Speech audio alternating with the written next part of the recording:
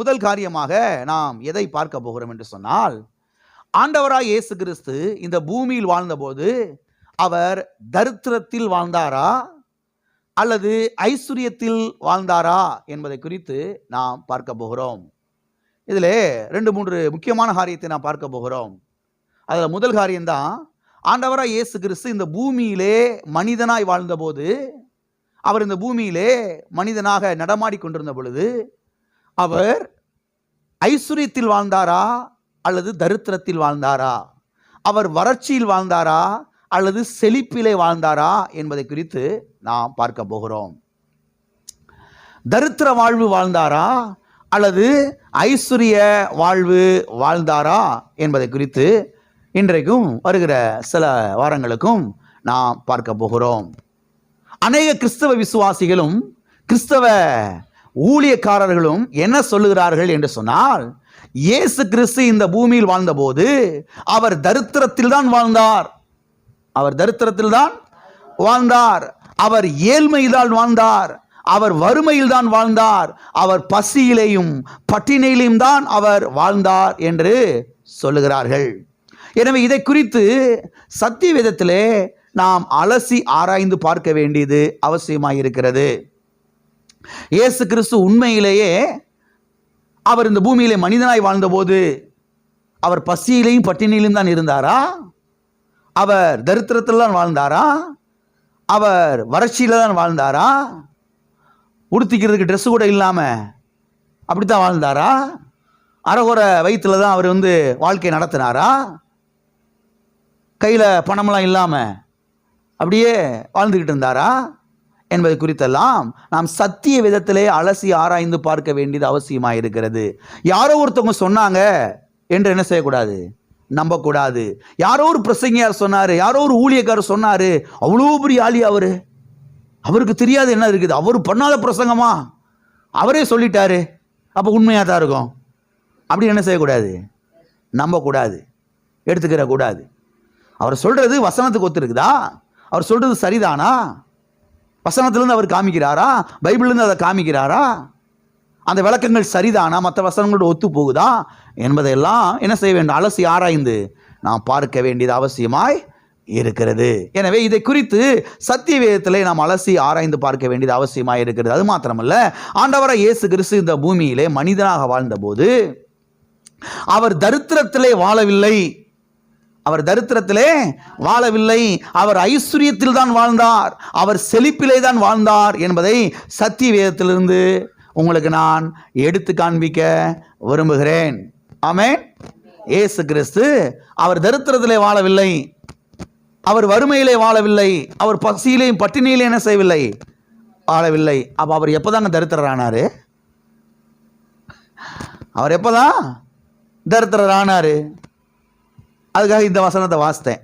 இந்த வசனத்தை பேசிக்காக வச்சு தான் இந்த 2வது பகுதியை நாம் தெளிவாக பார்க்க போகிறோம்.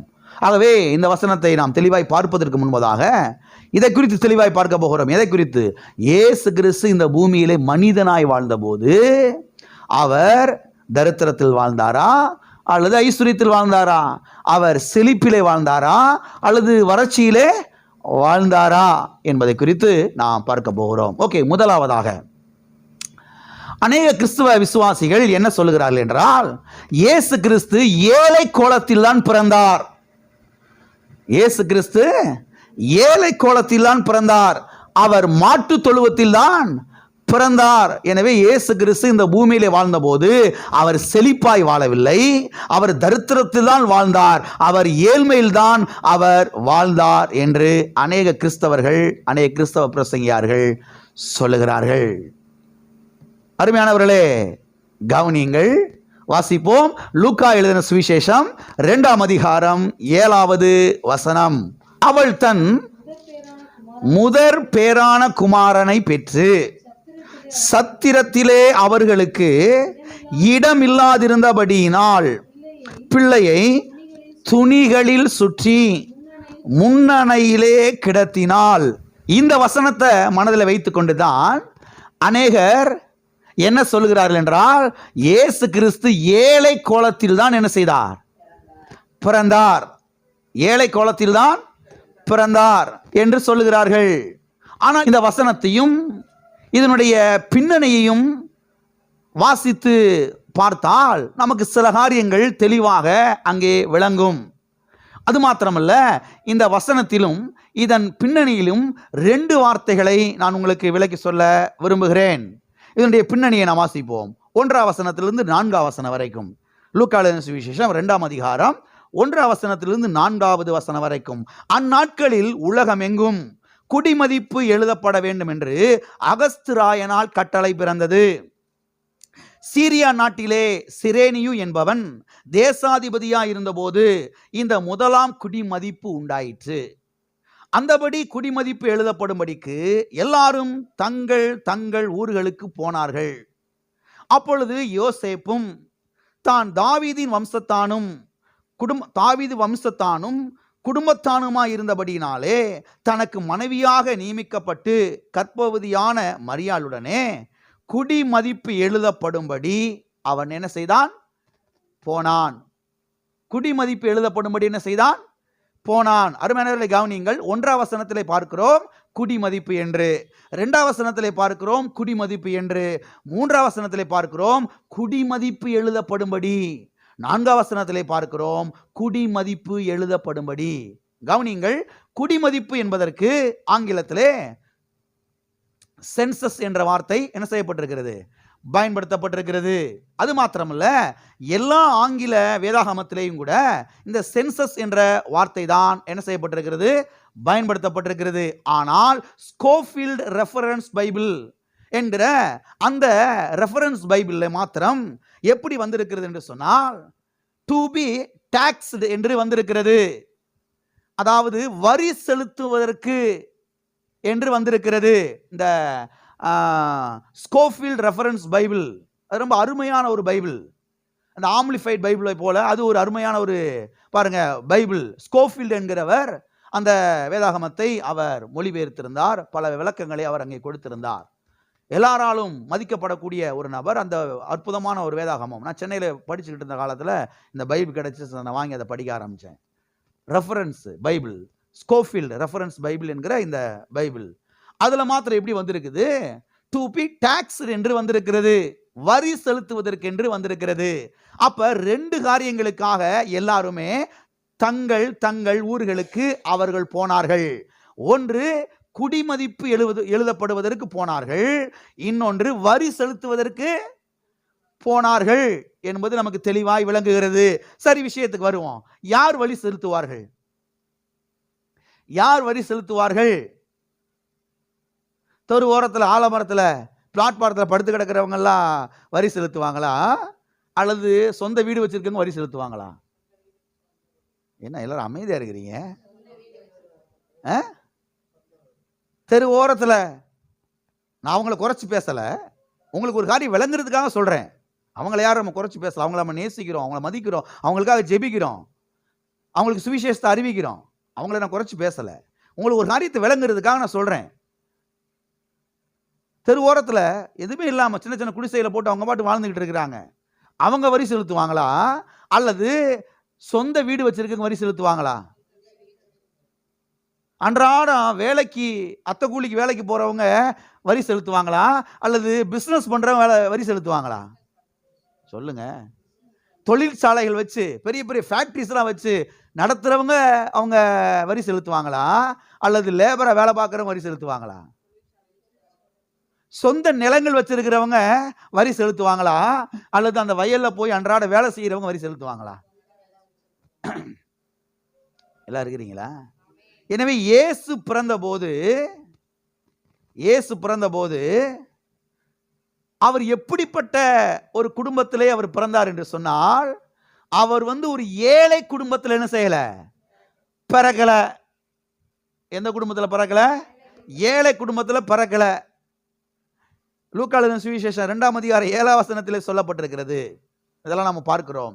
அவர்கள் புறப்பட்டு வருகிறார்கள். 2 காரியத்துக்காக புறப்பட்டு வருகிறார்கள். ஒன்று குடிமதிப்பு எழுதப்படுவதற்காக, இன்னொன்று வரி செலுத்துவதற்காக. அப்ப யோசேப்பு எதுக்காக வந்தாரு சொல்லுங்க? குடிமதிப்பு எழுதுவதற்காகவும் வரி செலுத்துவதற்காகவும். அப்ப நிச்சயமா யோசேப்புக்கு சொந்த வீடு இருந்திருக்கணும், சொந்த நிலம் இருந்திருக்கணும், அல்லது ஒரு பெரிய ஃபேக்டரி வச்சு என்ன செஞ்சிருக்கணும், நடத்தி இருக்கணும். எத்தனை பேர் பைபிள் வாசித்திருக்கிறீங்க? என்ன பாச இப்படி கேட்டுப்பிட்டிங்க ஒரு கேள்வி காலையில? கேட்கறதுக்கு பதில் சொல்லுங்க. எத்தனை பேர் பைபிள் வாசித்திருக்கிறீங்க?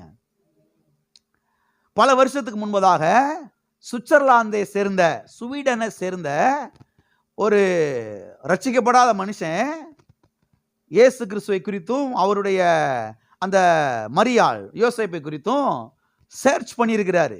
போய் அந்த ஊருக்கே போய் அந்த தேசத்துக்கு போய் இருந்து பல நாட்கள் பல வருஷங்களாக இருந்து அதெல்லாம் பாருங்க சர்ச் பண்ணி ஒரு ஆர்டிக்கல் பேப்பரில் போட்டிருந்திருக்கிறாரு. பைபிளை உருப்படியாக வாசிக்காதவங்க அந்த ஆர்டிக்கெல்லாம் உருப்படியாக வாசித்திருக்கணும். பைபிளை வாசிக்காதவங்க அந்த போட்ட ஆர்டிக்கல் என்ன செஞ்சிருக்கணும், ஒழுங்கா வாசித்திருக்கணும். அவர் சொல்றாராம், வாசித்து ஒரு பிரசங்கர் சொல்றாரு. என்ன சொல்றாராம், யோசேப்பு வந்து ஆசாரி வேலை பார்த்தாரு. என்ன வேலை பார்த்தாரு? ஆசாரி வேலை. நம்ம நினைக்கிறோம் கையில் ஒரு ரம்பம் வச்சிருப்பாரு, ஒரு சுத்தியில் வச்சிருப்பாரு, ஒரு பைக்கில் போட்டு யாரடா வேலை தருவாங்கன்னு இப்படி போயிட்டு வருவார். அவர் தான் யாரு? ஆசாரி வேலை பார்க்குறவர் சொல்லி நம்ம நினைச்சு வச்சிருக்கோம், நம்ம கற்பனை பண்ணி வச்சிருக்கிறோம். ஆனால் இயேசு கிறிஸ்து பிறந்த நாட்கள்ல இந்த ஆசாரி தொழில், இந்த கார்பன் வேலை வந்து ரொம்ப பிரபலியமா இருந்துச்சான். பெரிய பெரிய பில்டிங்ஸ் எல்லாம் கூட மரத்துல தான் செஞ்சாங்களாம். அதனால அவருக்கு கீழே எத்தனை பேர் வேலை பார்த்தாங்களாம்? யாருக்கு கீழே? யோசேப்புக்கு கீழே எத்தனை பேர் வேலை பார்த்தாங்களா? இவர் பெரிய கான்ட்ராக்டரா இருந்திருக்கிறாரு. பெரிய பெரிய பில்டிங்லாம் எடுத்து அதெல்லாம் போய் பாருங்க செஞ்சு அலங்கரித்து நல்லா பண்ணக்கூடிய ஒரு லெவலில் இருந்திருக்கிறாரு. அதனால நல்ல சம்பாத்தியம், நல்ல வருமானம் இருந்துச்சு. யாருக்கு? யோசேப்புக்கு மரியாளுக்கு நல்ல வருமானம் இருந்துச்சு. அந்த குடும்பத்திலாம் போய் யார் பிறந்தா? இயேசு பிறந்தாருன்னு சொல்லி அந்த ஆர்டிக்கல்ல அவர் போட்டிருக்கிறார். அதனால தான் நான் சொல்றேன், பைபிளை ஒழுங்கா வாசிக்காதவங்க எதை வாசித்தரணும்? அதையாவது வாசித்தரணும். ஒரு ரட்சிக்கப்படாத மனுஷன், ஒரு ஸ்வீடன் சுவிட்சர்லாந்தை சேர்ந்த மனுஷன் அதை எழுதியிருக்கிறார், அதை போட்டிருக்கிறார், கண்டுபிடிச்சு. எல்லாம் இருக்கிறீங்களா?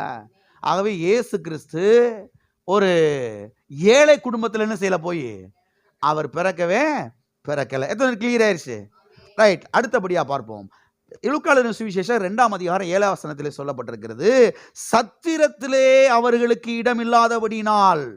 எல்லாம் சொல்லுங்க, சத்திரத்திலே அவர்களுக்கு இடம் இல்லாதபடினால்.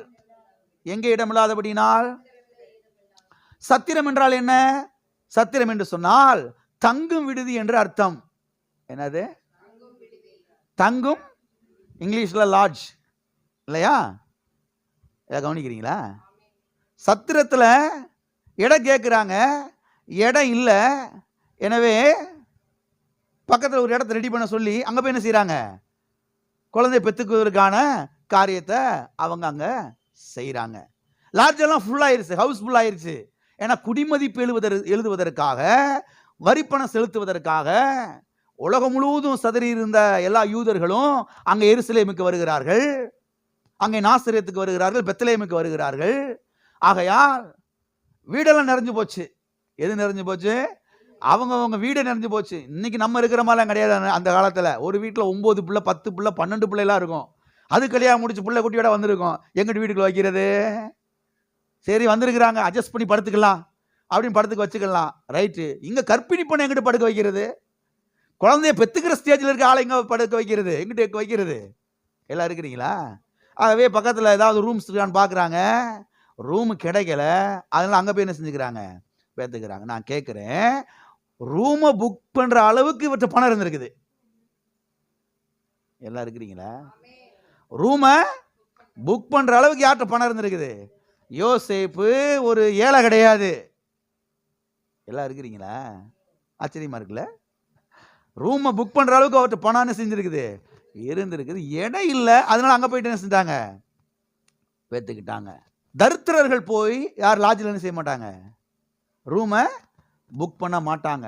வசதி உள்ளவர்கள் தான் எங்கே போய் புக் பண்ணுவாங்க, ரூமை லாட்ஜில் போய் புக் பண்ணுவாங்க. எனவே லாட்ஜில் இடம் கேட்குறாங்க, இடம் இல்லை. இடம் இல்லாத அப்படின்னாலே தான் அங்கே ஒரு இடத்த என்ன செய்தார்கள், ஒழுங்குபடுத்தி அங்கே போய் தங்கி பாருங்க, முதற் பேரான குமாரனாக இயேசு கிறிஸ்துவை அவர்கள் பெற்று எடுத்தார்கள் என்று அங்கே நாம் பார்க்கிறோம்.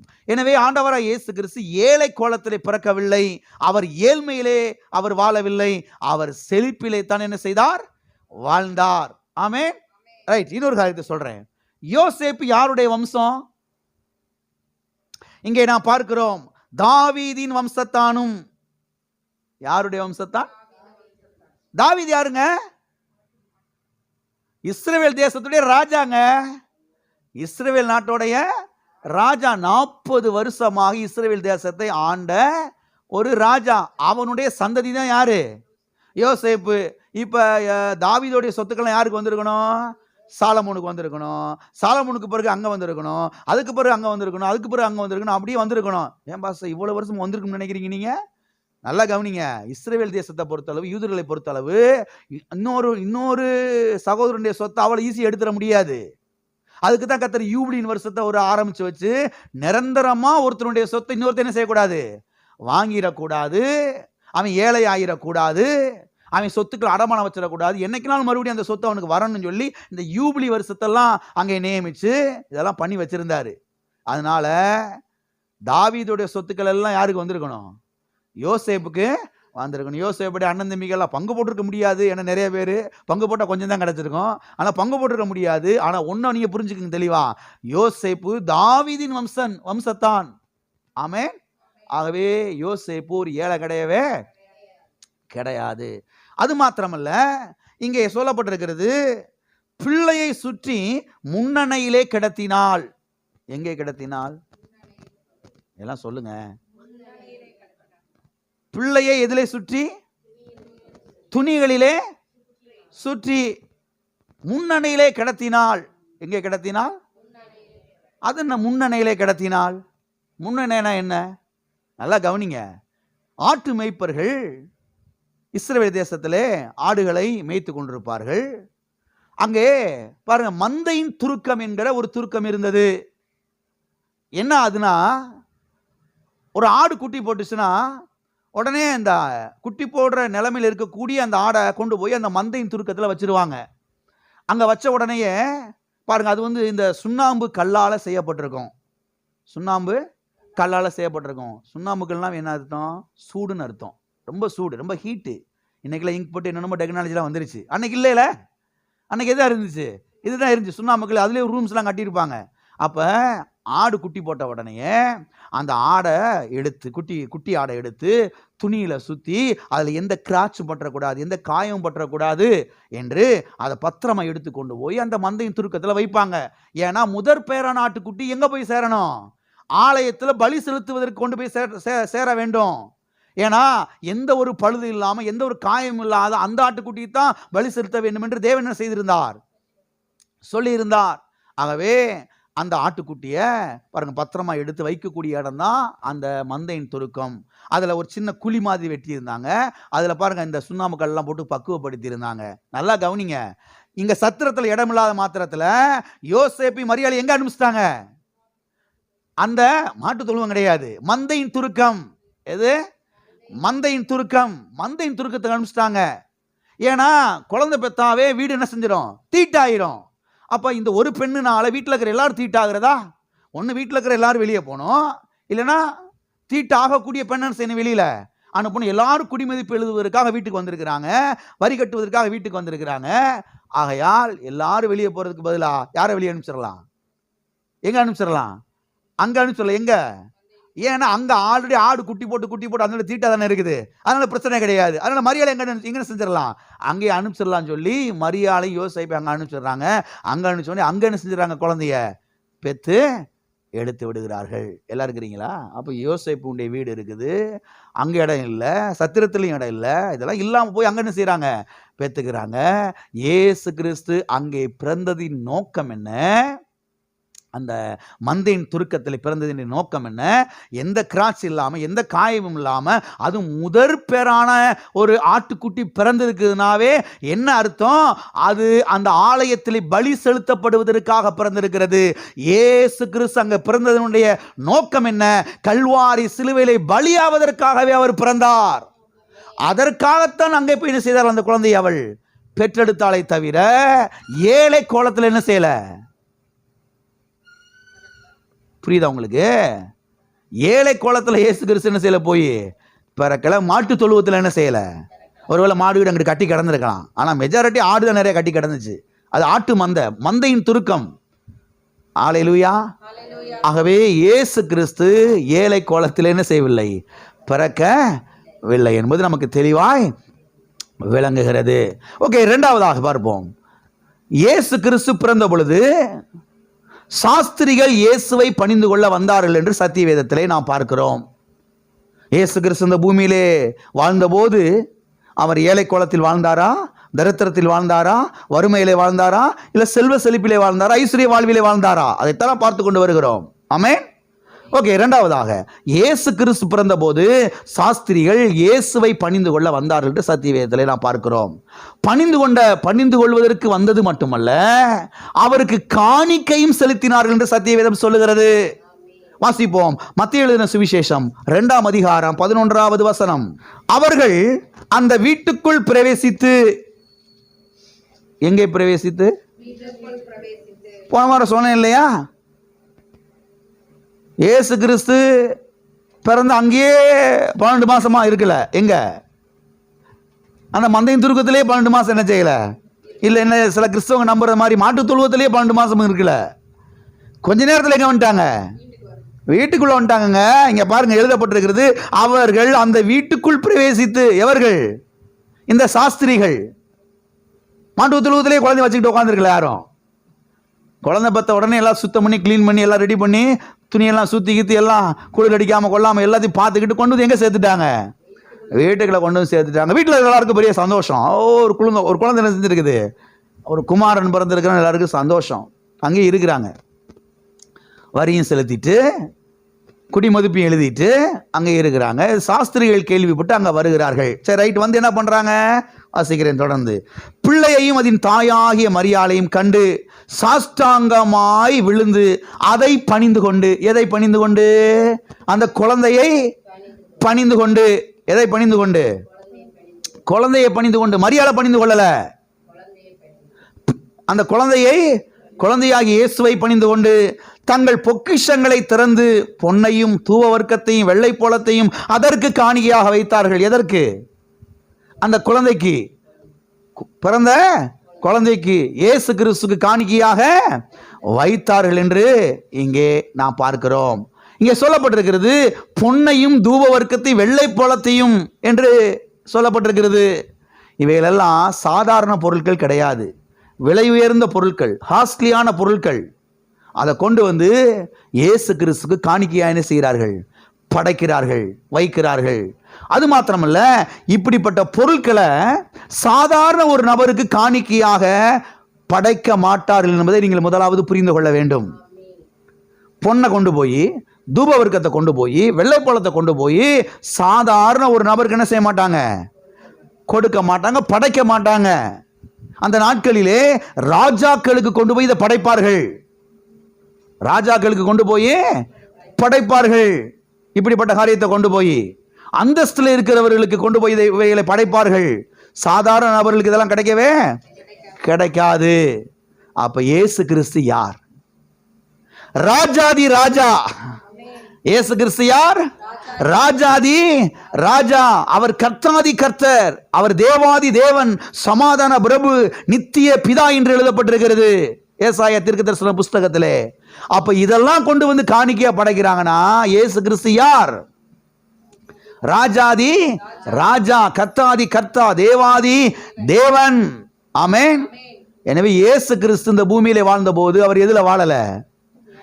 வறுமையில வாழல, வறட்சியில வாழல, ஐஸ்வர்யத்தில் தான் வாழ்ந்தார், செழிப்பிலே தான் என்ன செய்தார்? வாழ்ந்தார் என்பது நமக்கு தெளிவாய் புரிகிறது. அவர் ராஜா. அவர் கொண்டு வந்து பொண்ணை படைக்கிறாங்க, தூப வர்க்கத்தை படைக்கிறாங்க, வெள்ளை பழத்தை படைக்கிறாங்க. ராஜா என்று அங்கீகரிக்கிறார்கள், கனம் பண்ணுகிறார்கள். ஆமென். எல்லாம் இருக்கிறீங்களா? ஓகே. மூன்றாவதாக, இந்த சம்பவத்துக்கு பிறகு யோசேப்பு மரியாளும் எகிப்து தேசத்துக்கு போகிறார்கள் என்று நாம் சத்தியவேதத்தில் வாசிக்கிறோம். இந்த சம்பவத்துக்கு பிறகு யோசேப்பு மரியாளும் குழந்தையை தூக்கிக்கிட்டு எங்க போறாங்க? எகிப்துக்கு போறாங்க. வாசிப்போம். மத்தேயு 2ஆம் அதிகாரம் 13வது வசனம் 14வது வசனம். அவர்கள் போன பின்பு கர்த்தருடைய தூதன் சொப்பனத்தில் யோசேப்புக்கு காணப்பட்டு, ஏரோது பிள்ளையை கொலை செய்ய தேடுவான், ஆதலால் நீ எழுந்து பிள்ளையையும் அதன் தாயையும் கூட்டிக் கொண்டு எகிப்துக்கு ஓடிப்போய் நான் உனக்கு சொல்லும் வரைக்கும் அங்கே இரு என்றார். அவன் எழுந்து இரவிலே பிள்ளையையும் அதன் தாயையும் கூட்டிக் கொண்டு எகிப்துக்கு புறப்பட்டு போய், போதும், எகிப்துக்கு புறப்பட்டு போய் அங்கே அவன் தங்கி என்ன செய்தான்? இருந்தான் என்று நாம் பார்க்கிறோம். அருமையானவர்களே, கவனியுங்கள். எகிப்துக்கு போய் இவர்கள் எப்படி அங்க வாழ்ந்திருந்திருப்பாங்க? எப்படி சாப்பிட்டுருப்பாங்க? அல்லது ஒரு வீடை எடுத்திருப்பாங்க, வீட்டுக்கு எப்படி வாடகை கொடுத்துருப்பாங்க, அல்லது ஒரு ஒத்திகை வாங்கியிருப்பாங்க வச்சுக்கோங்களேன். சரி, ஒத்திகை எப்படி பணம் கொடுத்துருப்பாங்க? எகிப்து தேசத்தில் அந்த ரோட்டோரத்தில் ஒரு குடிசையை போட்டு யோசேப்பு மரியாளும் அந்த ஆலமரத்தில் ஒரு தொட்டியில் கட்டி விட்டு ஏசு அப்படி தொட்டியில் ஆட்டி விட்டு நம்ம நிலைமை இதுதான்ப்பா மகனே அப்படின்னு இருப்பாங்களா? இல்லை நல்ல ஒரு வீடை பிடிச்சிருப்பாங்களா? சரி, ரைட். நல்ல வீடை பிடிக்கணுமே என்ன வேணும்? சென்னை பாஷையில் டப்பு வேணும். என்ன வேணும்? வேணும். எங்கேருந்து வந்திருக்கோம்? இந்த தான் இருக்குதே பொண்ணு, தூப வர்க்க வெள்ளை போலம். இதை நல்ல ரேட்டுக்கு கொண்டு போய் எகிப்து தேசத்தில் விற்று அதை பணமாக்கி அதில் என்ன செஞ்சுருப்பாங்க? அவங்க மறுபடியும் இங்கே இந்த தேசத்துக்கு வருவதற்கு வரைக்கும் அவங்க என்ன செஞ்சிருப்பாங்க? நல்லா வாழ்ந்திருப்பார்கள். எல்லாம் இருக்கிறீங்களா? போயிட்டீங்களா? அப்ப இயேசு கிறிஸ்து இந்த பூமியிலே மனிதனாய் இருந்த பொழுது, மனிதனாய் வாழ்ந்த பொழுது அவர் எதுல வாழல? தரித்திரத்துல வாழல, வறுமையில வாழல, ஏழ்மைத்தனத்துல வாழல, நல்ல செல்வ செழிப்பில் தான் என்ன செய்தார்? அவர் வாழ்ந்தார் என்பது நமக்கு தெளிவா என்ன செய்கிறது? விளங்குகிறது. இப்ப நான் உங்கள்கிட்ட கேட்கிறேன், போது சொல்லுங்க. அவர் செல்வ செழிப்புல வாழ்ந்தார்னா இப்ப நாம எதுல வாழணும்? இதுக்காக எவ்வளவு விலைக்கு சொல்லிட்டு வர்றேன். நீங்க எதுல வாழணும்? பழைய கஞ்சியும் பச்சை மிளகாயும் சாப்பிட்டுக்கிட்டா, தேங்காய் சிலையும் உரிச்ச வெங்காயத்தையும், அது என்ன வெங்காயம்? ஈராங்காய். என்னமோ இந்த ஊர்ல என்ன சொல்றாங்க? ஈராங்காய் வெங்காயம் இல்லையா? குட்டி வெங்காயம். குட்டி வெங்காயத்தை நாளை உரிச்சு வச்சு பழைய கஞ்சி சாப்பிட்டுன்னு செஞ்சிரு. தோத்திரம் தோத்திரம் தோத்திரம் அல்லேலூயா அப்படின்ட்டு பரவலுக்கு வந்து சேர்ந்துரு. கர்த்தர் சொல்றாரு, செல்வ செழிப்பில் நீ வாழலாம், ஐஸ்வர்ய வாழ்வு வாழலாம். ஆமென். ஏதோ ஒரு தவறான போதனையை கேட்டுட்டு மண்டைக்குள்ள வச்சுக்கிட்டு ஆண்டவர் ஏழ்மையில வாழ்ந்தாரு, நானும் ஆண்டவருக்காக ஏழ்மையிலே வாழ்கிறேன் அப்படின்னு என்ன செய்யாத. கிண்ணறத்தை எடுத்து கீன்னு வாசிட்டு என்ன செய்யாத. ஏழையாக வாழ்ந்து ஏழையாக மண்டையை போட்டு ஏழையாக பரலத்துக்கும் சேர்ந்துடாத. என்னைய பாரு, என் வார்த்தைகளை பாரு, என் கல்வாரியை பாரு, என் தழும்ப பாரு, என் காயத்தை பாரு, நான் உனக்காகப்பட்ட பாடுகளை பார், தலையில் ஏற்றுக்கொண்ட அந்த முள்முடியை பார் என்று கர்த்தர் நமக்கு சொல்லுகிறார். ஆமென்.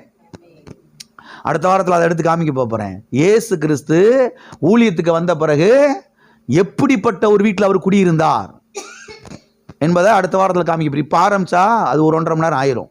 அதனால இப்போ நான் டச் பண்ணலை.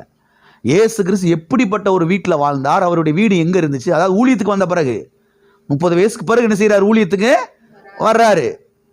வந்து ஊழியத்தை ஸ்டார்ட் பண்றாரு. 3.5 வருஷங்கள் ஊழியம் செய்யறாரு. இந்த 3.5 வருஷ காலத்துல இயேசு கிறிஸ்து எங்க தங்கி, எங்கே குடியிருந்து, எங்கே வாசம் பண்ணி ஊழியத்தை ஸ்டார்ட் பண்ணார்? எங்க செஞ்சாரு? எவ்வளவு பெரிய வீடு, அந்த சமையலறை எவ்வளவு பெரிய சமையலறை, அங்க இருந்த பெட்ரூம்ல எவ்வளவு பெரிய பெட்ரூமு. பாஸ்டர் பைபிள்லயா இருக்குது? இல்ல வேற எங்கேயும் வாசித்தீங்களா பாஸ்டர்?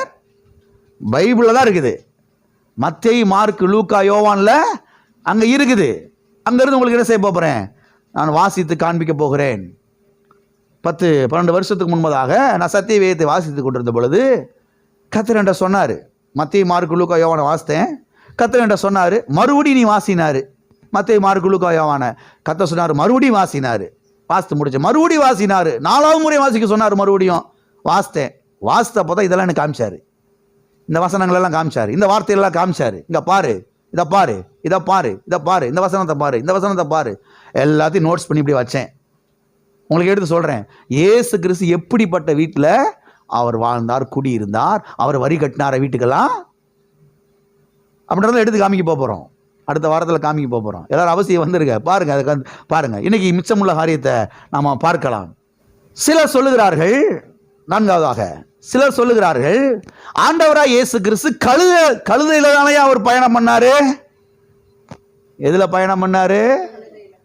கழுதையில தானே அவர் பயணம் செய்தார், கழுதையில தானே அவர் ஏறி போனாரு. இது தரித்திரம் தானே? இது தரித்திரம் இல்லையா? இதுக்கு என்ன சொல்றீங்க நீங்க அப்படின்னு கேட்கிறார்கள். இயேசு கிறிஸ்து கழுதையில போனாராம், கழுதையில பயணம் செஞ்சாராம். அதனால அவர் எதுல தான் வாழ்ந்தாராம்? தரித்திரத்துல வாழ்ந்தாராம். இதுக்கு என்ன சொல்றீங்க நீங்க அப்படின்னு அவங்க சொல்றாங்க. அருமையானவர்களே கவனியுங்கள், இது முற்றிலும் தவறு. எது தவறு? இயேசு கிறிஸ்து தரித்திரத்தில் வாழ்ந்தார் என்பது தவறு. அவர் கழுதில ஏறி போனார்ன்றதை நான் ஒத்துக்கிறேன். அவர் கழுதில ஏறி போனார்ன்றத நான் ஒத்துக்கிறேன். அது உண்மைதான், சரிதான், இல்லைன்னா யாரும் மறுத்து பேசலை. ஆனால் அவர் தரித்திரத்தில் வாழ்ந்தார் என்பது தவறு. ஏன்னு சொன்னா அந்த நாட்கள்ல ஒரு சிறந்த வாகனம் எது தெரியுமா? அன்னைக்கு இருந்த வாகனங்கள்ல சிறந்த வாகனம் எது தெரியுமா? கழுதை தான் சிறந்த வாகனம். இன்றைக்கு நாம் விஞ்ஞான முன்னேற்றம் அடைந்த காலத்தில் வாழ்ந்து கொண்டிருக்கிறபடினால அதை எண்ணி பார்க்கறது கொஞ்சம் கஷ்டமா இருக்குது. கழுதையில் ஏறி போனாங்களா, கழுதையில போய் ஏறி போறது அப்படின்னு இன்னைக்கு அதை யோசித்து பார்க்கும்போது கொஞ்சம் யோசிக்க வேண்டியதாக இருக்குது. அருவருப்பு மாதிரி தெரியுது. ஆனால் அன்னைக்குள்ள காலகட்டத்தில் மின்சாரமே இல்லாத காலம், மாட்டு வண்டி இல்லாத காலம், பஸ்ஸே இல்லை, சைக்கிளே இல்லை, எல்லாம் இருக்கிறீங்களா? அந்த நாட்களில் கழுதை என்பது சிறந்த ஒரு வாகனமாய் இருந்தது. எல்லாம் இருக்கிறீங்களா? அது மாத்திரமல்ல, அந்த காலத்தில் யார் அதிகமான கழுதைகளை வீட்டில் வச்சிருக்கிறாங்களோ அவங்க தான் பெரிய கோடீஸ்வரன். உங்களுக்கு தெரியுமா? ஆபிரகாம் வெள்ளியும் பொண்ணுமான ஆஸ்திகளை உடைய சீமானா இருந்தான். அவனுக்கு ஆடு மாடுகளும் ஒட்டகங்களும் கழுதைகளும் இருந்தது. யோபு அவனுக்கு எவ்வளவு கழுதை இருந்துச்சான்? வாசிருக்கீங்களா? எத்தனை கழுதுங்க இருந்துச்சு? பயணம் பண்றதுக்கு கழுதை. எலியா காலத்துல கழுதையில பிரயாணம் பண்றாங்க. அந்த குழந்தைய பெற்றெடுத்த பெண்ணு, குழந்தை மறிச்சு போச்சு, குழந்தைய தூக்கிக்கிட்டு கழுதை மேலே வச்சுட்டு என்ன செய்யற? பயணம் பண்ணி போறா. சேனம் கட்டி, கழுதையில சேனம் கட்டி போறாங்க. சாப்பாட்டுக்கு போடலாம், தண்ணி கண்ணெல்லாம் தூக்கிக்கிட்டு எடுத்துட்டு போறாங்க. ஒரு வீட்டில் ஒரு கழுது இருந்தாவே அப்போ கழுது வச்சிருக்காங்கடா. ஏன்னா அவங்க என்ன செய்யறாங்க? நடந்தெல்லாம் போக மாட்டாங்க. எதுல போவாங்க? ஆன்னு பார்ப்பாங்க. அதுல 2 கழுதை வச்சிருந்தா கண்ணெல்லாம் வெளியில வந்துடும். இதுல 10-15 கழுது வந்துருச்சுன்னா மயக்கமே என்ன செஞ்சிடும்? பெரிய கோடீஸ்வரியா, பெரிய ஆளியா. சில ஆட்கள் சொல்றாங்க கழுதையை கட்டி தான் உழுதாங்களா அந்த காலத்துல. மாட்டுக்கு பதிலா கழுதை உழுகுமா, உன்னால உழுகுமா பாருங்க. எத்தனை கழுதை இருக்குதோ அவ்வளவு வசதியான ஆள் அவரு. எல்லாம் இருக்கிறீங்களா? அதனால இயேசு கிறிஸ்து கழுதையில ஏறி போனாரு. அதை எடுத்து வச்சுக்கிட்டு பார்த்தீங்களா இயேசு கிறிஸ்து அப்ப தரித்திரத்தில் வாழ்ந்தாருன்னு சொல்லக்கூடாது. நான் சொல்றேன், இயேசு கிறிஸ்து இன்னைக்கு இருந்திருந்தாருன்னா ஹீரோ மண்டலா போயிருப்பாரு. ஹோண்டா ஆக்டிவால போயிருப்பாருங்க அவரு. அந்த 12 சீசர்களுக்கு 12 புல்லட் வாங்கி கொடுத்திருப்பாரு. இன்னைக்கு அவர் இருந்திருந்தாரு, இன்னைக்கு பிறந்து வந்திருந்தாருன்னா 12 சீசர்களுக்கு என்ன வாங்கி கொடுத்திருப்பாரு? ஆள் பேர் ஆளுக்கு ஒரு புல்லட் வாங்கிட்டு என்ன செய்வாங்க? நல்லா ஜம்முன்னு ஊழியத்துக்கு போயிருந்திருப்பாங்க. அது அந்த காலகட்டம். அதனால கழுதை தான் இருந்துச்சு. அந்த கழுதை என்ன செஞ்சார்? ஏறி போனாரு. எல்லாம் இருக்கிறீங்களா? அது மாத்திரமல்ல, இயேசு கிறிஸ்து புதிய வாகனத்திலே பயணம் செய்தார் என்று சத்தியவேதத்திலே நாம் பார்க்கிறோம். எதுல பயணம் செஞ்சாரு? சரி, ஆட்களை பாருங்க, அடுத்தவங்க வண்டி வாங்கி ஓட்ட மாட்டாங்க, பிடிக்காது. நான் சொந்த வண்டி வாங்குவேன், அதில் நான் போவேன். அந்த மாதிரி கேஸ் நான் யார்கிட்ட ஓசி வண்டி வாங்கி ஓட்டுறதுக்கு எனக்கு பிடிக்காது. பழகனா கூட என் சொந்த வண்டி நான் வாங்கி பழகிக்கிறேன் அப்படின்னு நினைக்கிற ஆள். அதனால் சொந்த வண்டி வாங்குற வரைக்கும் யார்ட்டி வாங்கவே மாட்டேன். பிடிங்க சார், ஓட்டிட்டு போங்க. இல்லை வேணாம், நான் நடந்து கூட போய்க்கிறேன், பஸ்ஸில் போய்க்கிறேன். நான் சொந்த வண்டி வாங்குறப்ப என்ன செஞ்சுக்கிறேன், நான் போய்க்கிறேன் நினச்சிக்கிட்டு இருந்தேன் பாருங்க. அப்போ சொந்த வண்டி வாங்க போகிறத ஓட்டணும். எல்லாம் இருக்கிறீங்களா? இயேசு கிறிஸ்து புதிய வாகனத்திலே புதிய வண்டியில் என்ன செஞ்சாரு? அவர் பிரயாணம் பண்ணினார். வாசிப்போம். மார்க் எழுதின சுவிசேஷம் 11ஆம் அதிகாரம் 1வது வசனம் 2வது வசனம்.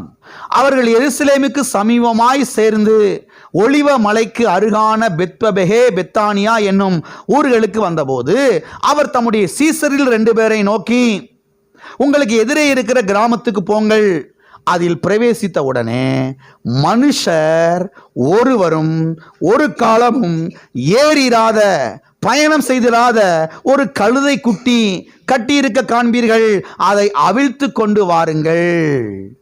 அதை அவிழ்த்து கொண்டு 3வது வசனத்தை வாசிக்கிறேன்.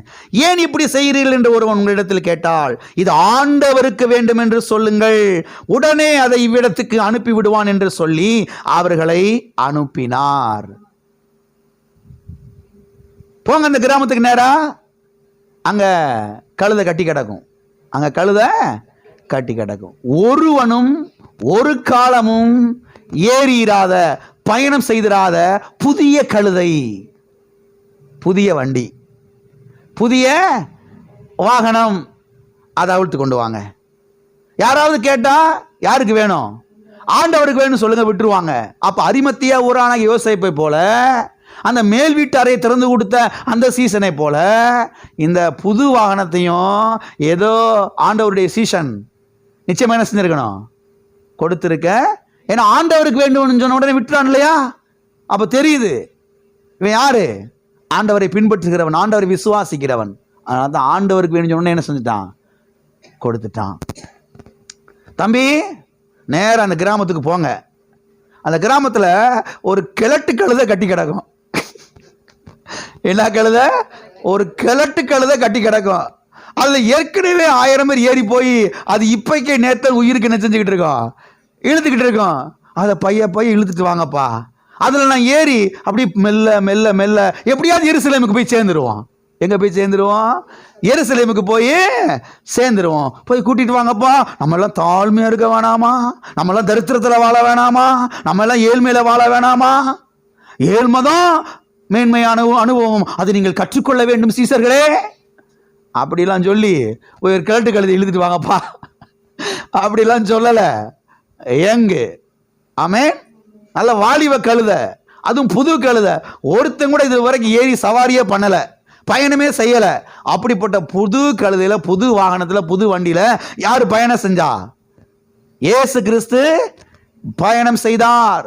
எனவே இயேசு கிறிஸ்து இந்த பூமியிலே வாழ்ந்த போது அவர் செல்வ செழிப்பாகத்தான் வாழ்ந்தார். அவர் தரித்திரத்தில் என்ன செய்யவில்லை? வாழவில்லை என்பது நமக்கு திட்டமும் தெளிவுமாக விளங்குகிறது. ஆமென். எத்தனை கிளியர் ஆயிடுச்சு? இதெல்லாம் விளங்குனாதான் நீங்க இதெல்லாம் என்ன செய்வீங்க? விசுவாசிக்க ஆரம்பிப்பீங்க. அதனால தான் இவ்வளவு தெளிவா, மெதுவா, நிதானமா இதை எடுத்து உங்களுக்கு காண்பித்துக் கொண்டிருக்கிறேன். அது மாத்திரமல்ல, 5வதாக மத்தேயு 14ஆம் அதிகாரத்தில் 15வது வசனம் முதல் 21ஆம் வசனம் வரைக்கும் ஒரு சம்பவத்தை அங்கே நான் வாசிக்கிறோம். அவ்வளோ பெரிய சம்பவத்தை வாசிக்க டைம் இல்லை, அதனால சொல்லிட்டேன். மத்தேயு 14ஆம் அதிகாரம் நோட்ஸ் பண்ணிக்கங்க, வீட்டில் போய் வாசித்து பாருங்க. மத்தேயு 14ஆம் அதிகாரம் 15ஆம் வசனத்திலிருந்து 21ஆம் வசனம் வரைக்கும் ஒரு சம்பவத்தை வாசிக்கிறோம். ஆண்டவராய் இயேசு கிறிஸ்து அங்கே 5 அப்பத்தையும் 2 மீனையும் என்ன செய்கிறார்? ஆசீர்வதித்து அதை பெருக செய்து 5000 பேருக்கும் அதிகமான புருஷர்களுக்கு என்ன செய்தார்? அதை பங்கிட்டு கொடுத்தார் என்று நாம் பார்க்கிறோம். அங்கே புருஷர்களை மாத்திரம் கணக்கெடுக்கப்பட்டிருக்கிறது. பெண்களை கணக்கெடுக்கல, பிள்ளைகளை கணக்கெடுக்கல, வாலிபர்களை கணக்கெடுக்கல, புருஷர்களை மாத்திரம் கணக்கெடுத்திருக்கிறார்கள். அப்ப கிட்டத்தட்ட 20000 பேர் அங்கே கூடியிருந்திருக்க வேண்டும். ஆண்டவராய் இயேசு கிறிஸ்து அந்த 5 அப்பத்தையும் 2 மீனையும் வாங்கி அதை ஆசீர்வதிக்கிறார், அதை பெருக்குகிறார், அதை மறுபடியும் சீசர்கள் கொடுக்கிறார். சீசர்கள் கொண்டு போய் செய்கிறார்கள், ஜனங்களுக்கு கொடுக்கிறார்கள். எல்லாரும் சாப்பிடுகிறார்கள், எல்லாரும் திருப்தி அடைய சாப்பிடுகிறார்கள். திருப்தி அடைந்து சாப்பிட்டதுக்கு பிறகு மீதமான துணிக்கைகள் எத்தனை கூட நிறைய எடுத்தார்கள்? 12 கூட நிறைய என்ன செய்தார்கள்? எடுத்தார்கள். நான் கேட்கிறேன், 20,000 பேரை போஷித்த கர்த்தர் எப்படி ஏழ்மையில வாழ்ந்திருப்பாரு? அவர் எப்படிங்க பஞ்சத்துல வாழ்ந்திருப்பாரு? அவர் எப்படிங்க பசியில வாழ்ந்திருப்பாரு? அவர் எப்படிங்க ஏழை தன்மனத்துல வாழ்ந்திருப்பாரு? ஏங்க 20,000 பேரை போஷிக்கிற ஒரு மனுஷன், என்ன அமைதியா இருக்கீங்க? அவர் எப்படி ஏழையா இருந்திருப்பாரு சொல்றீங்க நீங்க? யோசிக்க வேணாம், சிந்திக்க வேணாம். ரைட்டு. 15ஆம் அதிகாரத்தில் பார்த்தீங்கன்னா, மத்தேயு 15ஆம் அதிகாரத்தில் 32ஆம் வசனத்திலிருந்து 35ஆம் வசனம் வரைக்கும், 38வது வசனம் வரைக்கும் நீங்க பார்த்தீங்கன்னா, அங்கே 7 அப்பங்களையும் சில சிறு மீன்களையும் அவர் ஆசீர்வதித்து அதை பெருக்கி அங்கே 4,000 பேரை போஷித்தார். மீதமான துணிக்கைகள் 7 கூட நிறைய எடுத்தார் என்று நாம் பார்க்கிறோம். வாசிக்கிறோமா இல்லையா? பார்க்கிறோம். 7 அப்பங்கள் சில சிறு மீன்கள், இதை ஆசீர்வதிக்கிறாரு, இது மல்டிப்ளை பண்றாரு, இதை பெருக்குகிறார். பெருக்கி அங்க கூடியிருந்த 4,000 பேர், 4,000 புருஷர்கள் மாத்திரம், பெண்கள் அவங்கெல்லாம் அங்க கணக்கில் சேர்க்கல. அங்க கிட்டத்தட்ட ஒரு 14,000 பேர் 15,000 பேர் கூடியிருக்கிறாங்க. அவங்க எல்லாரையும் போஷிக்கிறாரு. மீதமான துணிக்கையில் எவ்வளவு எடுக்கிறாங்க? 7 கூட நிறைய எடுக்கிறாங்க. இப்படி ஜனங்களை போஷிக்கிறவர், ஜனங்களை திருப்திப்படுத்துகிறவர், ஜனங்களுடைய தேவைகளை சந்திக்கிறவர், இவர் எப்படி ஏழ்மைத்தனத்தில் வாழ்ந்திருப்பாரு? இவர் எப்படி தரித்திரத்தில் வாழ்ந்திருப்பாரு? இவர் எப்படி பசியிலும் பட்டினியில் வாழ்ந்திருப்பாரு? சிந்திச்சு பார்க்குறீங்களா? யோசித்து பார்க்குறீங்களா? இயேசு கிறிஸ்து இந்த பூமியிலே மனிதனாய் வாழ்ந்த போது அவர் தரித்திரத்தில் என்ன செய்யல? வாழவில்லை என்பதை சத்திய வேதத்திலிருந்து கற்றுக்கொள்ளுங்கள். யாரோ ஒருத்தர் சொன்னாரு, யாரோ ஒருத்தர் பிரசங்கம் பண்ணாரு, அவர் சொன்னார் கரெக்டாக தான் இருக்கும். பைபிள்ல இருந்து காமிங்க, பைபிளை பாருங்க. இதெல்லாம் கொஞ்சம் யோசிச்சு பாருங்க, இதெல்லாம் கொஞ்சம் சிந்திச்சு பாருங்க. உங்களுக்குள்ள ஆவியானவர் இருக்கிறாரு. இதெல்லாம் யோசிங்க, இதெல்லாம் சிந்திங்க. அப்பா இவ்வளவு பெரிய காரியம் இல்லை இதெல்லாம் அப்படின்னு என்ன செய்யணும்? ஆச்சரியப்பட வேண்டும். இருக்கிறீங்களா? ஆமென். ஓகே. அது மாத்திரமல்ல, 6வதாக ஆண்டவராய் இயேசு கிறிஸ்துவுக்கு ஏராளமான சீஷர்கள் இருந்தார்கள் என்று சத்திய வேதத்திலே நாம் பார்க்கிறோம். ஆண்டவராய் இயேசு கிறிஸ்துவுக்கு சீஷர்கள் நிறைய இருந்தாங்க. 70 சீஷர்கள் 80 சீஷர்கள் இருந்தாங்க, சீஷிகள் இருந்தாங்க. ஆனா இயேசு கிறிஸ்துவோடு கூடயே எப்பயுமே ஒரு 12 பேர் கூட இருந்தாங்க. இயேசு கிறிஸ்துவோடு கூடயே மொத்தம் எத்தனை பேர் இருந்தாங்க? 12 பேர் இருந்து அவரோடு கூட பிரயாணப்பட்டாங்க. நல்லா கவனிச்சுட்டே வாங்க, நான் சொல்ற வார்த்தையை நல்லா கவனிங்க. அவரோடு கூட என்ன செஞ்சாங்க? டிராவல் பண்ணாங்க, பயணம் பண்ணாங்க. ஊழியத்துக்கு போயிட்டு அவர் எங்கெல்லாம் போறாரோ அந்த 3.5 வருஷத்துலயும் அவர் கூட என்ன செய்யறாங்க? போறாங்க, பயணம் செஞ்சுக்கிட்டே இருக்கிறாங்க. அவரோடு கூட வச்சுக்கிட்டாரு. அவர் மித்த சிஸ்டர்லாம் இருக்கிறாங்க, அங்கங்க எல்லா ஊர்களையும் கிராமங்கள்ல இருக்கிறாங்க, போய் அப்பப்போ சந்திச்சுக்கிறாங்க, பார்த்துக்கிறாங்க. ஆனா இந்த 12 பேர் எப்பயுமே என்ன செய்யறாங்க? கூடயே இருக்கிறாங்க. இந்த 12 பேரும் தங்கணும்னா எவ்வளவு பெரிய வீடு வேணும்? 13 பேர் அவரை சேர்த்து. அடுத்த வாரத்தில் அதை ரொம்ப தெளிவாக எடுத்து காமிக்க போகிறேன். மத்தேயு, மார்க்கு, லூக்கா, யோவான் 4 புஸ்தகத்திலிருந்து வசனங்கள் அப்படி எடுத்து காமிக்க போகிறேன். எவ்வளோ பெரிய வீடு அந்த வீடு, எவ்வளோ பெரிய கிச்சன், அது எவ்வளோ பெரிய பெட்ரூமு, எத்தனை பாத்ரூம் இருந்திருக்கணும். எல்லாம் இருக்கிறீங்களா? அதெல்லாம் அடுத்த வாரம் காமிக்க போகிறேன். இன்னைக்கு இதை பார்ப்போம்.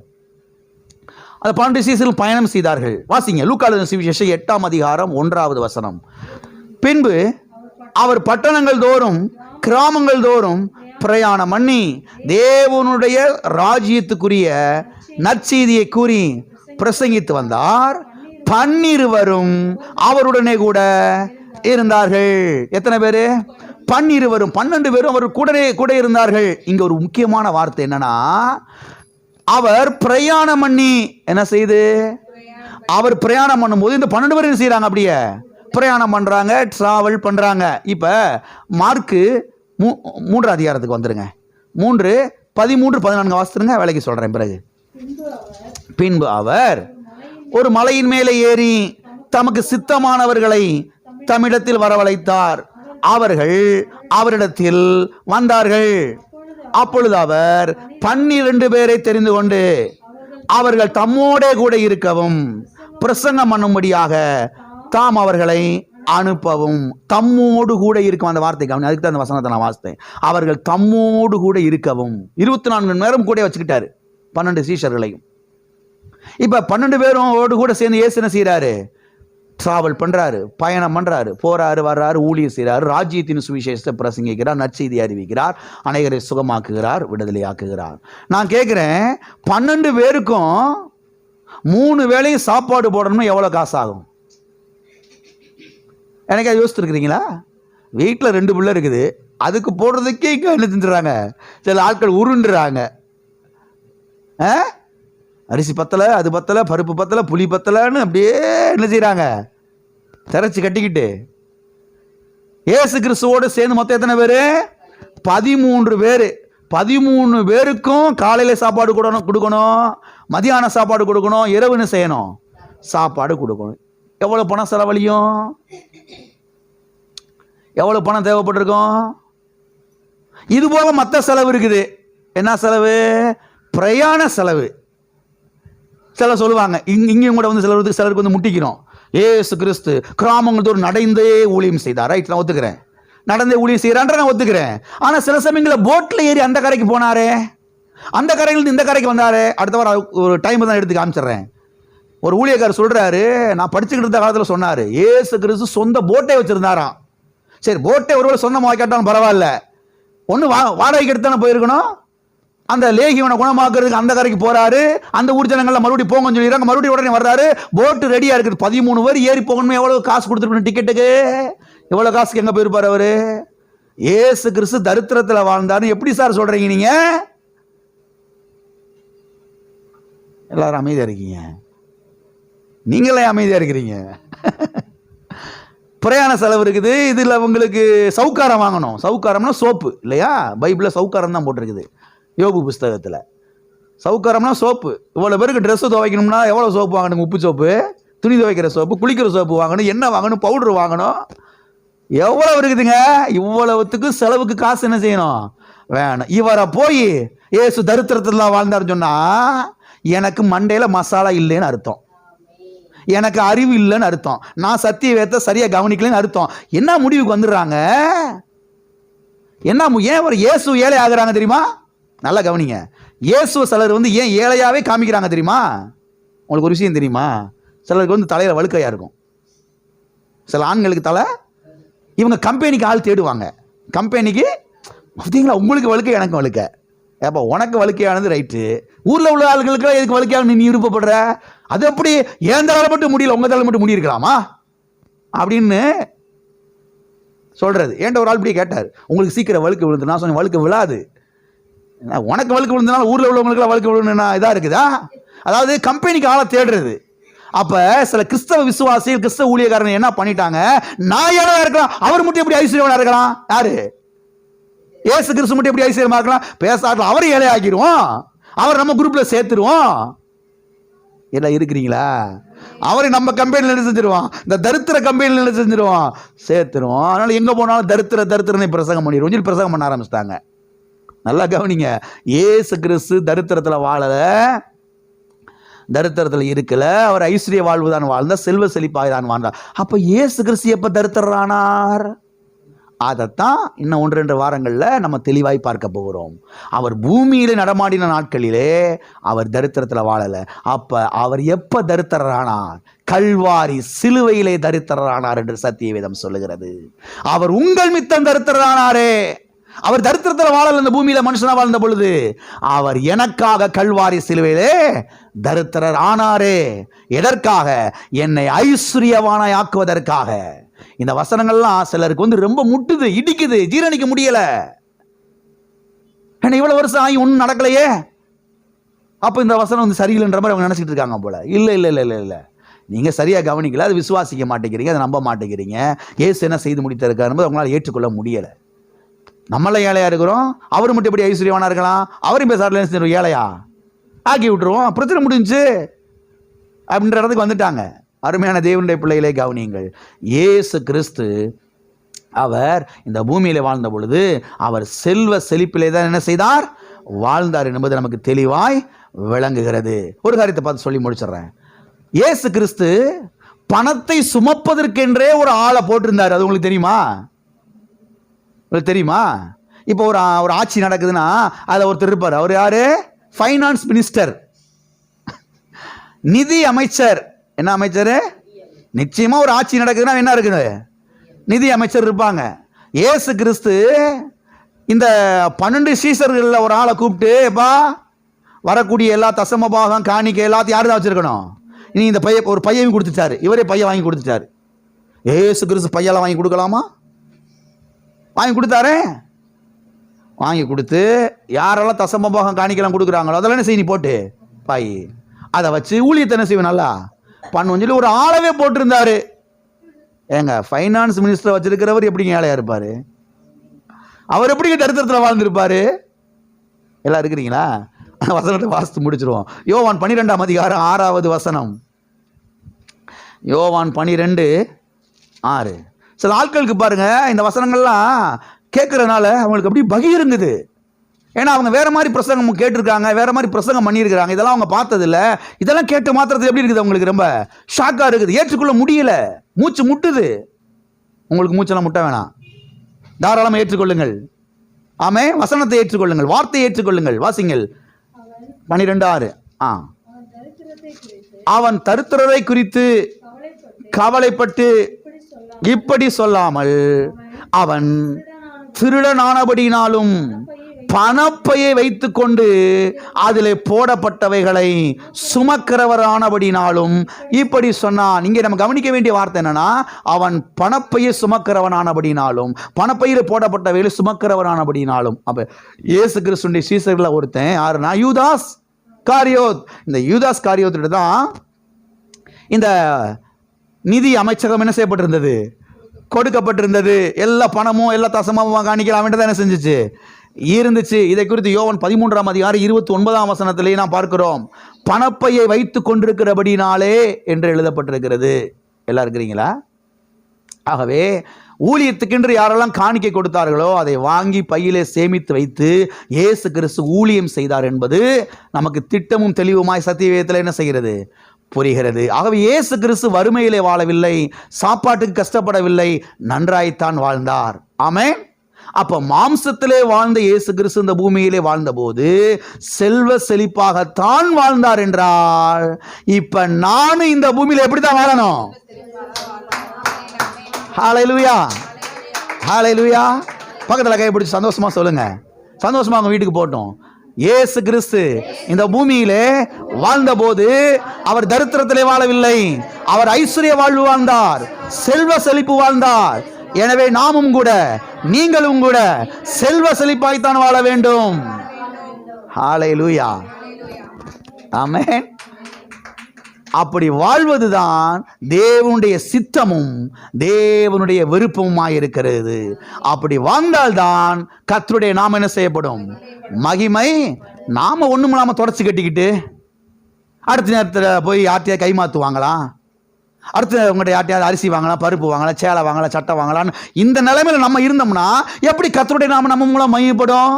எப்பா சர்ச்சுன்னு போற, ஆண்டவர்னு போற, ஞானஸ்தானம் எடுத்திருக்கிற, அபிஷேகம் பெற்றிருக்கிற, பைபிள்லாம் வச்சிருக்கிற, முக்காடெல்லாம் போடுற, அல்லேலூயா தோத்திரமெல்லாம் சொல்ற, அப்புறம் என்னப்பா எங்கிட்ட வந்து நின்றுக்கிட்டு இருக்கிற அப்படின்னு அவன் ஒரு வார்த்தை கேட்டுட்டானா எவ்வளவு விஷயமா இருக்கும், அது வந்து எவ்வளவு அவமானமா இருக்கும். அது கிறிஸ்தவ ஒவ்வொருவரும் இதை யோசிக்கணும். கிறிஸ்தவ ஊழியக்காரர்கள் ஒவ்வொருவரும் இதை யோசிக்கணும். முட்டாள்தனத்தை செய்யக்கூடாது, பிரசங்கம் பண்ணக்கூடாது. நம்மகிட்ட நல்லா இருந்தா தான் நம்ம மூலமா கர்த்தருடைய நாமம் என்ன செய்யும், மகிமைப்படும். ஆமென். கர்த்தருடைய நாமம் உங்கள் மூலமாய் மகிமைப்படுகிற காரியத்தை குறித்து பிரசங்கித்துக் கொண்டிருக்கிறேன். நீங்க நல்லா இருக்கணும், நீங்க செல்வ செழிப்பா இருக்கணும், அதன் மூலமாய் கர்த்தருடைய நாமம் என்ன செய்யணும், மகிமைப்படணும். அதன் மூலமாய் இந்த உலகம் ஈர்க்கப்பட வேண்டும். இந்த தேவன் மெய்யான தேவன், இந்த தேவன் ஜீவன் உள்ள தேவன் என்பதை என்ன செய்ய வேண்டும், உலகம் கண்டுகொள்ள வேண்டும். ஹல்லேலூயா. எல்லாரும் எழுப்பி நிற்போம், நாம் ஜெபிப்போம். ஹல்லேலூயா. மீதமுள்ள காரியத்தை அடுத்த வாரத்தில் பார்க்க போறேன். நிறைய இருக்குது, நான் இதோட இன்னைக்கு முடிக்கிறேன். அடுத்த வாரத்தில் இன்னும் நிறைய இருக்குது. இயேசு கிறிஸ்து அடிக்கடி சென்டெல்லாம் போட்டார். உங்களுக்கு தெரியுமா என்ன போட்டாரு? செண்டு போடாதவர்கள் பாக்கியவான்கள், பரலோக ராஜ்யம் அவர்களுடையது அப்படிலாம் பைபிளில் போடலை. அதை யோசிக்கிறாங்க பாரு, செண்டு போட்டால் பரலோகம் போக முடியுமா பாஸ்டர்? பரலோகம் என்ன நாற்ற முடிச்சாட நினச்சிக்கிட்டு தர்றீங்களா நீங்கள்? வீசிக்கிட்டே இருக்குது அங்கே இருக்கு. சிலர்லாம் பாருங்கள் உயிரோடு அப்படி போயிட்டு திரும்பி வந்து அவங்க சொல்கிறாங்க, அடேங்க அப்பா பரலோகம் இருக்குது, அவ்வளவு வாசனையான இடம் சொல்கிறாங்க. ஆச்சரியமாக இருக்குது. இங்கே கிறிஸ்தவ மக்கள் சிலர் சொல்லிக்கிட்டு தர்றாங்க, சொண்டு போடக்கூடாது பிரதர், என்ன செய்யக்கூடாது, செருப்பு போடக்கூடாது. ஏசு கிறிஸ்து செருப்பு போட்டாருன்னு அடுத்த வாரம் வாசத்துக்கு காமிக்க போகிறேன். ஷூ போட்டார், அவர் ஷூலாம் போட்டார், ஷென்ட்லாம் போட்டார். அடிக்கடி விருந்துக்கு வர அவர் போனார். எங்கே போனார்? ரோட்டில் படுத்து கிடக்கிற ஆளை விருந்து கூப்பிடுவாங்க. ஹை லெவலில் இருக்கிறவங்க தான் அங்கே விருந்து கூப்பிடுவாங்க. ஏசு கிறிஸ்து ஹை லெவலில் இருந்தவர், அந்தஸ்து உள்ளவர். அவர் அடிக்கடி கூப்பிட்டாங்க விருந்துக்கெல்லாம். இதெல்லாம் அடுத்த வாரத்தில் உங்களுக்கு எடுத்து நான் காண்பிக்க விரும்புகிறேன். எல்லாம் கண்களை மூடி நாம் ஜெபிப்போம், கர்த்தரை நாம் ஸ்தோத்தரிப்போம். ஓ ஸ்தோத்திரம்ப்பா தகப்பனே, இயேசு நாமத்தில் உடைய சமூகத்தில் வருகிறோம் ஐயா. ஆசீர்வதிக்கப்பட்ட நல்ல இந்த காலை வேலைக்காக நன்றி. இந்த சத்தியங்கள் எல்லாம் நாங்கள் பார்க்க எங்களுக்கு உதவி செய்யும். இந்த சத்தியங்கள் எல்லாம் நாங்கள் விளங்கி கொள்ள எங்களுக்கு உதவி செய்யும் கர்த்தாவே. ஓ தேவனே, ஸ்தோத்தரிக்கிறோம், உம்மை கனப்படுத்துகிறோம் ஆண்டவரே, உம்மை போற்றுகிறோம், உம்மை வாழ்த்துகிறோம் ஆண்டவரே. இந்த சத்தியங்கள் எல்லாம் எங்களுக்குள்ள போய் கர்த்தாவே அது வெளிப்பாடாக வெளிச்சமாய் மாறட்டும். இந்த சத்தியத்தை நாங்கள் பற்றி கொள்ள உதவி செய்யும் கர்த்தாவே. எங்கள் மூலமாய் ஒரு நாளும் உம்முடைய நாமம் அது மகிமைப்பட வேண்டுமே தவிர அது அவமானப்பட்டு போய்விடக்கூடாது கர்த்தாவே. ஓ தேவனே, எங்கள் மூலமாய் உடைய நாமத்தை மகிமைப்படுத்தும். பிள்ளைகள் ஒவ்வொரு மூலமாய் உடைய நாமத்தை மகிமைப்படுத்தும் விதமாய் செய்கிறீரா இருக்கா. ஸ்தோத்திரம் இயேசு நாமத்தில் பிதாவே. ஆ